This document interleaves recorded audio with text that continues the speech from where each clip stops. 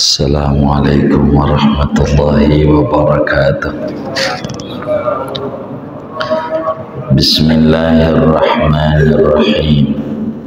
Alhamdulillahi rabbil alamin. Wassalatu wassalamu ala sayyidina Muhammadin wa ala alihi wa sahbihi ajma'in. Allahumma inna nastahdika li arsyadi amrina wa zidna ilman yanfa'una. Saudara-saudara sekalian, kajian kita masih berbicara pentingnya niat yang baik dalam hidup dan kehidupan seorang muslim. Akan tetapi niat yang baik itu ada prosedurnya, ada tata dan aturan dalam agama. Tidak semata-mata niat yang baik bernilai bagus dalam agama. Tidak. Malam hari ini kajian kita bagaimana bila memiliki niat yang baik pada kedosaan. Apakah dosa itu berubah menjadi bagus lantaran niat yang baik? Begitu kata Imam Haddad. Ketika Rasulullah sallallahu alaihi wasallam bersabda, innamal a'malu binniyat, ada alnya gitu. Al-a'malu itu ada alnya. Kalau ada alnya namanya ma'rifat, bukan nakirah. Sehingga takdirnya innamal a'malu syar'iyyatu binniyat. Sesungguhnya amalan yang bangsa syara itu dengan niat, yaitu sunat, wajib, yang mubah bisa ditarik nanti, tapi yang haram tidak masuk pada innamal a'mal binniyat. Sehingga kata yai kita, wan niyatu la tu'assiru fil ma'asi syai'an. Anda memiliki niat yang baik, tapi pekerjaan yang ada adalah pekerjaan dosa. Tidak berpengaruh apa-apa niat yang baik pada pekerjaan dosa. Enggak bisa.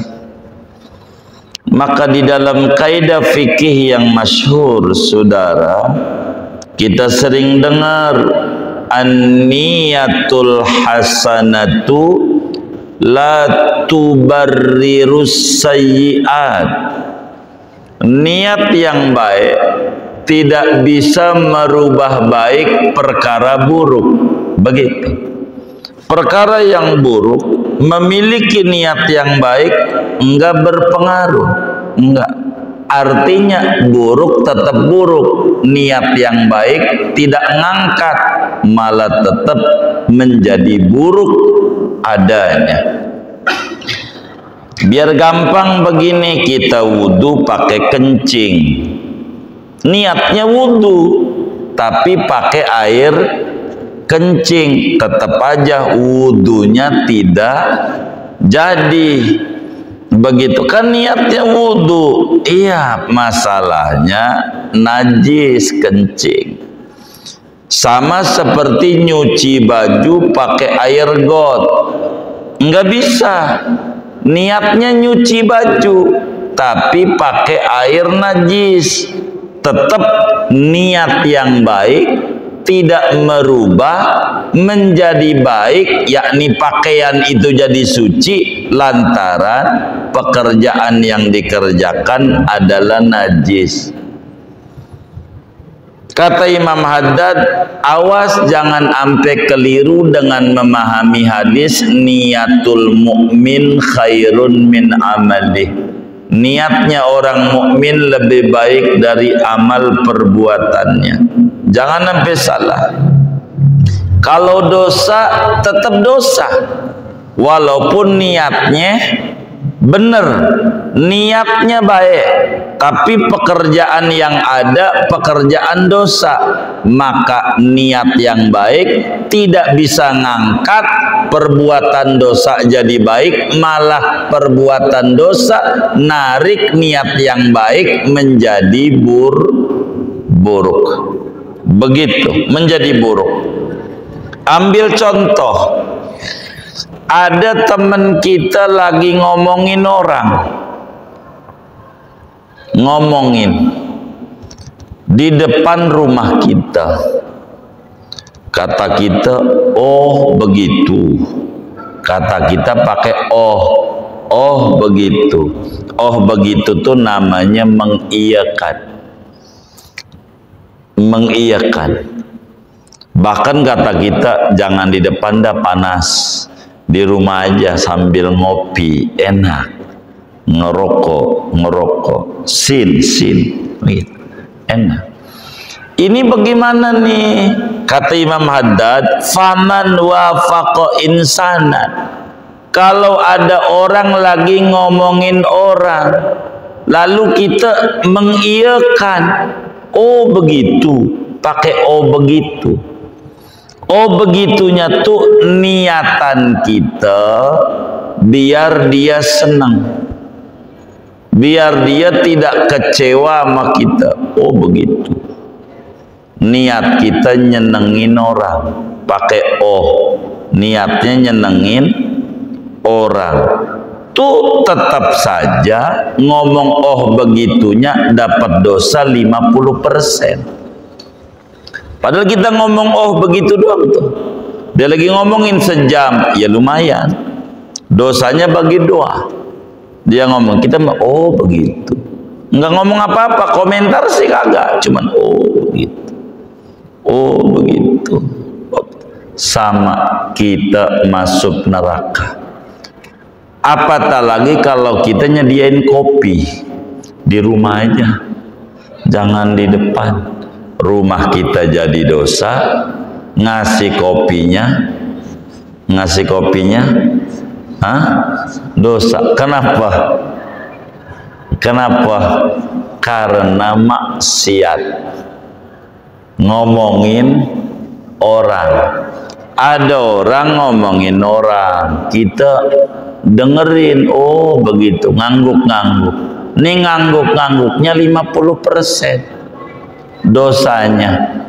Tuh begitu, dapat dosa kita. Kenapa? Karena ngomongin orang namanya maksiat. Niatan kita nyenengin orang, enggak berpengaruh. Niat nyenengin orang tidak berpengaruh dengan perbuatan yang dilakukannya. Jadi kita ikut dosa. Kalau ada orang ngomongin orang, dua tindakannya. Satu, kita usir dari rumah kita, nggak usah. Begitu ngedosain doang di rumah gua. Begitu. Kedua, kita tinggal. Sebab kalau orang ngomongin orang, kalau sendiri aja nggak ada orang, namanya orang apa? Ya orang gila. Begitu. Sendiri sejak kapan tuh? Padahal belum 14 Februari, kok udah begitu aja begitu. Begitu kita. Jangan. Kalau ada orang ngomongin orang, jadi kalau ada orang ngomongin orang, kita harus jadi lawannya. Tahu jadi lawannya. Mungkin begini, mungkin begini, mungkin begini. Begitu. Jangan mungkin begini, supaya dia bisa berubah. Begitu, bisa berubah. Begitu. Jadi supaya dia diam. Karena ghibah itu dzikruka akhoka bima yakrah, menyebutkan orang lain yang dia tak suka, Ini tidak boleh. Maka kalau kita mengiyakan begitu, ini dosa. dosa. Apalagi kepada yang satunya mengiyakan juga, namanya dzul wajhin, memiliki muka dua. Yang kayak begini kelak di akhiratnya nggak ada mukanya, masuk neraka. Karena nggak boleh kita menggibah. Nah, gibah ini ada yang haram. Kalau ngomongin gibah bukan ngomongin niat nih. Ada yang boleh.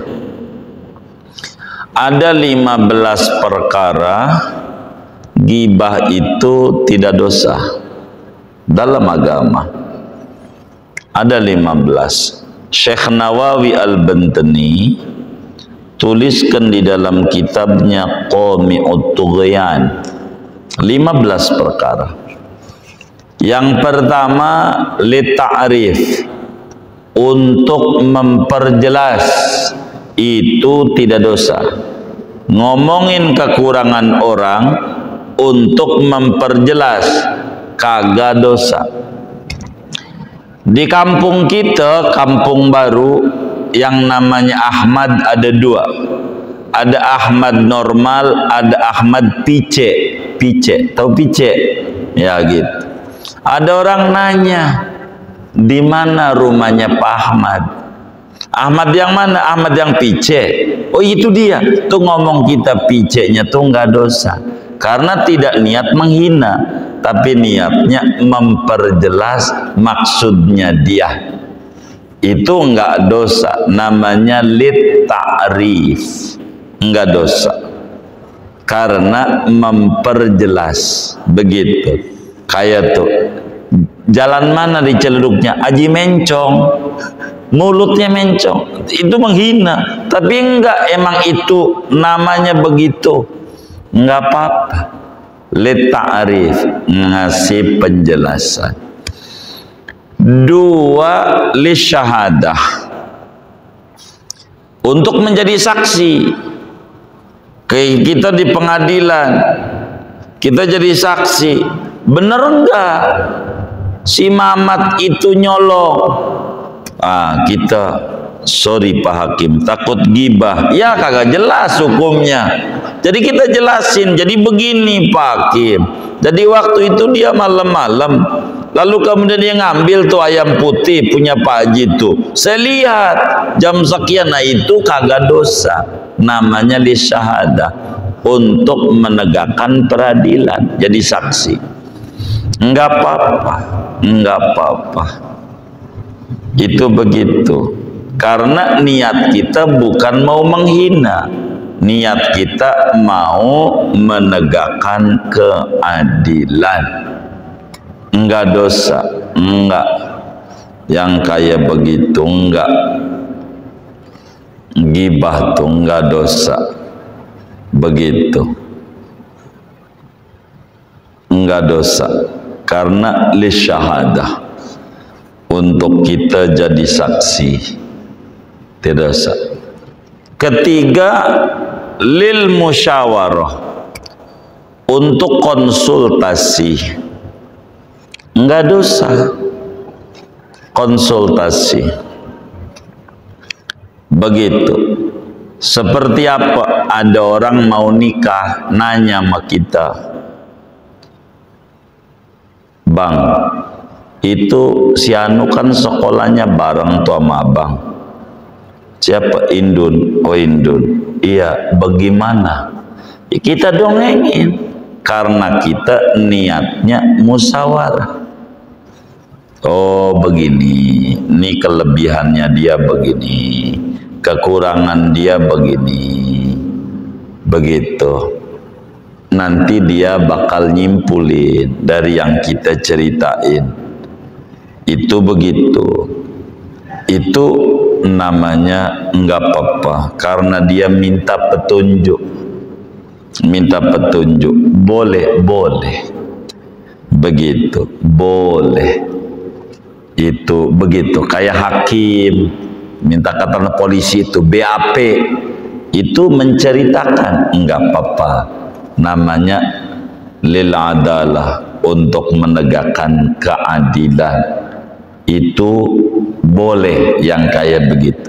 Karena tidak ada unsur menghina, tidak ada unsur menghina, karena niatannya mencari kebenaran, BAP-nya itu kayak begitu. Nah, kita berbicara ghibah yang haram. Ghibah itu dosanya kayak nidurin ibu sendiri 30 kali, masih gedean ngomongin orang. Makanya saya nih pengen buru-buru 14 Februari biar buru-buru kelar, capek begitu. Sang ini ngomong begini, yang ngomong ini begini, ini begini, yang atu bilang itu Ustadz anjing, tuh kiai anjing, yang satu ngomong begini. Jadi perang aja tuh si Ustadz sama si Ustadz kiai sama kiai begitu, gara-gara beda pilihan. Pada dua-duanya muslim juga, tiga-tiganya muslim, ini beda pilihan begitu. Nih akhirnya jadi begitu. Kalau udah 14 Februari dia udah kelar, takdir Allah udah keluar, siapa yang jadi, kan begitu. Kalau sekarang kan belum, maka orang ikhtiar silahkan begitu. Puji aja, namanya semua calon kalau kita mau pahami muanya 3, ada Pak Anies, ada Pak Prabowo, ada Pak Ganjar. Kalau kita mau insafi, muanya bukan malaikat. Malaikat bukan. Kalau malaikat benar muanya. Kan kalau malaikat, bukan malaikat, mesti ada kurangnya begitu. Dan kedua, muanya bukan setan. Kalau setan mau salah mulu, mesti dong ada baiknya. Tiga-tiganya manusia, ada baiknya, ada kurangnya. Tinggal kita milih mana yang dirasa baikannya banyakkah, yang kurangnya dikitan. Itu masing-masing punya sudut pandang. Kayak begitu tuh, begitu. Biar kita jangan kayak maren-maren begitu. Maren-maren sampai yang atu jadi presiden, yang atu jadi menteri, dia muda akur, kita masih ribut aja 0102 0102, dia muda enak. Yang ini masih ribut karena belum dewasa di dalam politik. Begitu ribut, begitu ujungnya yang atu suruh gendong anaknya, mana anak musuhnya lagi dulu, begitu suruh gendong, ya nggak apa-apa dah, ya begitu, nggak apa-apa. Pokoknya mana kita suka ya suka kita, silahkan begitu. Kita mau menitip sama siapa, jangan kita golput, rugi. Negara bilang hak, tapi agama bilang wajib. Kita jangan sampai golput, dosa dalam agama. Negara enggak dosa, hak boleh digunain, boleh tidak. Tapi kita sebagai muslim, kita punya payung syariat, wajib milih. Yang penting kita doa sama Allah, jangan sampai ribut, supaya pemilu damai, supaya masyarakat bersatu, supaya tidak menjadi ribut. Itu yang kita minta sama Allah Subhanahu wa ta'ala. Ngaji kita tentang pentingnya niat yang baik, tapi ada aturan. Niat yang baik tidak berpengaruh apa-apa, enggak dapat ganjaran kalau urusannya pada maksiat. Niatnya baik, tetap enggak bisa. Satu contoh Imam Haddad yang diangkat, ada orang ngomongin orang, kita mengiyakan ngangguk-ngangguk. Niatan kita idkhalus surur, nyenengin dia. Iya tuh, ngenengin dia. kayak anggota dewan, temennya nyalon, kata temennya, teman-teman kita kan satu alma mater, dulu SMP-nya bareng, jadi saya ini kan buat mewakili sampean bawa aspirasi, bagaimana ini, begitu. Lalu kata kita, cakep, bagus, kata kita. Jadi setuju enggak? Nggih, dia udah pergi. Enggak, Fred yang kayak begitu nyalon model kayak begitu-begitu kata kita. Ini kagak bener nih. Yang kayak begini. Kalau kita enggak ya bilang, Bang jangan dah Bang, jangan. Saya ngeri yang lain naik ke Senayan, abang takut naik puun. Ngeri saya naik puun. Enggak usah dah Bang, enggak usah begitu, enggak usah. Jangan iya aja, jangan iya. Timbang dulu, abang nih usahanya baru mau maju. Kalau abang langsung ke situ takut kekuras, modalnya habis, repot. Coba abang pikirin, begitu kita namanya ngasih nasihat, jangan jorokin orang, sianan, begitu sianan, begitu, begitu, begitu. Kalau zaman dulu pohon tuh dikasih paku banyak setannya. Kalau zaman dulu, sekarang tuh pohon-pohon ada gambarnya kelihatan. Itu dari ujung tadi joglo ame mari banyak banget pinggir jalan tuh. Banyak banget, itu kagak kehitung tuh tadi ada berapa tuh pik. Wah banyak banget, saya suruh hitung dia kagak kehitung. Banyak. Itu begitu. Kedua, ada orang berbuat kemungkaran, kita diem, niatan kita takut melukai. Ada orang lagi mabok-mabokan, biarin aja, begitu. Kita nggak larang, biarin aja, begitu. Maka kita dapat dosa 50%. Dari dia yang mabok, dia dapat 150-nya buat kita yang diem aja, karena kita tidak amar ma'ruf nahi mungkar. Amar ma'ruf nahi mungkar nih, muslim tuh dibebani oleh agama dua. Satu, dia kudu menjalankan perintah Allah dan menjauhi larangannya, sholat segala macam, itu satu. Dua, karena dia makhluk sosial, dia kudu beramar ma'ruf nahi mungkar, kudu menganjurkan orang berbuat baik. Walaupun kita bukan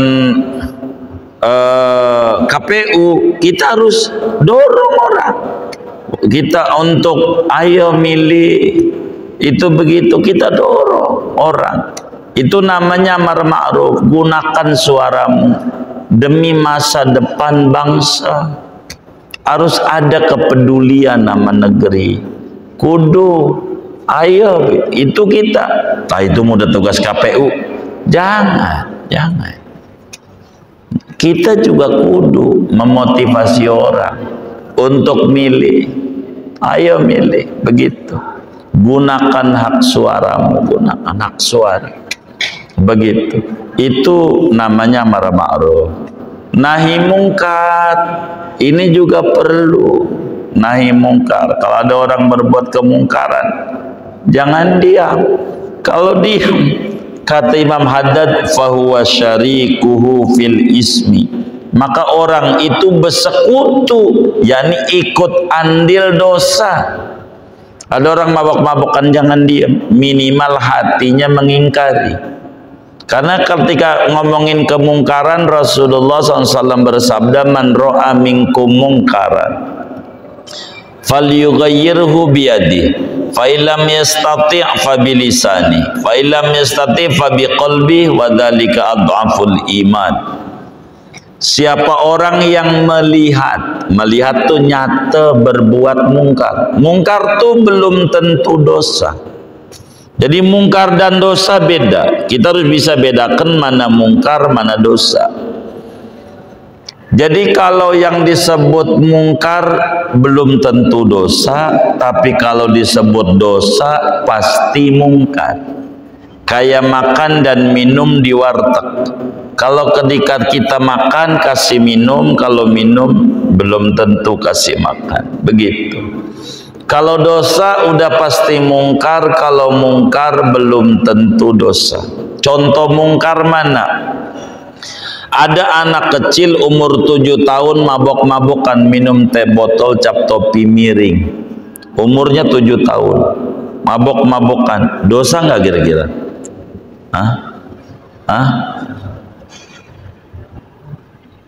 Dosa nggak? Kenapa nggak dosa? Belum balik. Nggak dosa. Bocah umur 7 tahun tuh mabok-mabokan tuh enggak dosa. Sebagaimana dia sholat enggak dapat ganjaran. Yang dapat ganjaran babaknya. Dia belum mukallaf. Belum.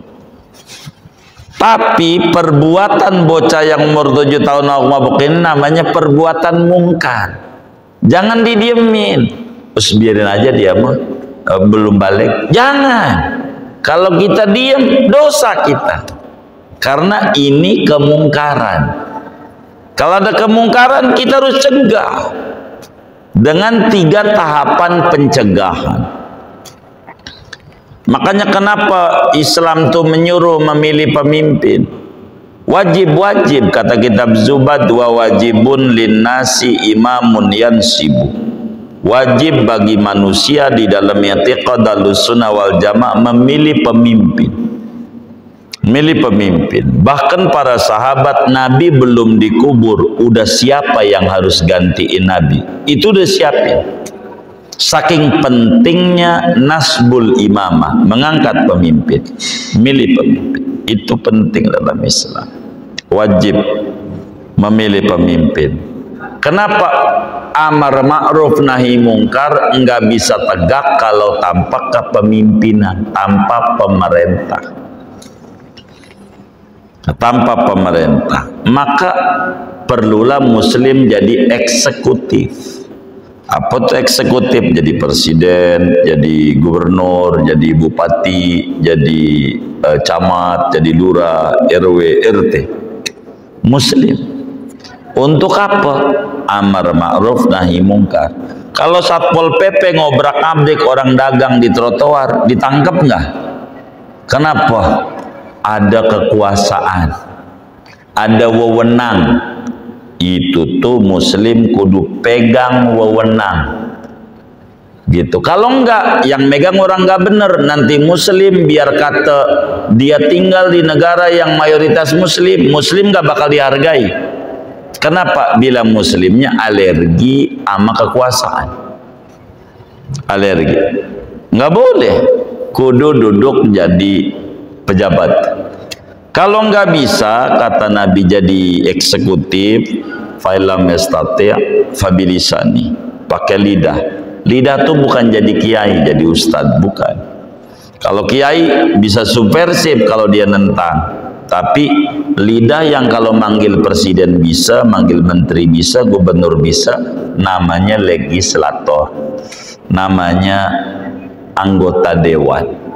Muslim tuh yang baik-baik kudu jadi anggota dewan. Kalau nggak bisa jadi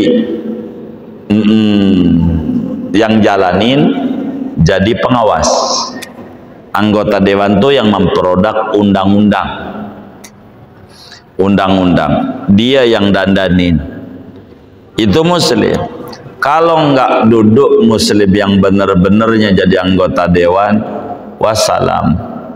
Segini aja ngaji kita malam hari ini. Ada yang ditanya mungkin? Silakan.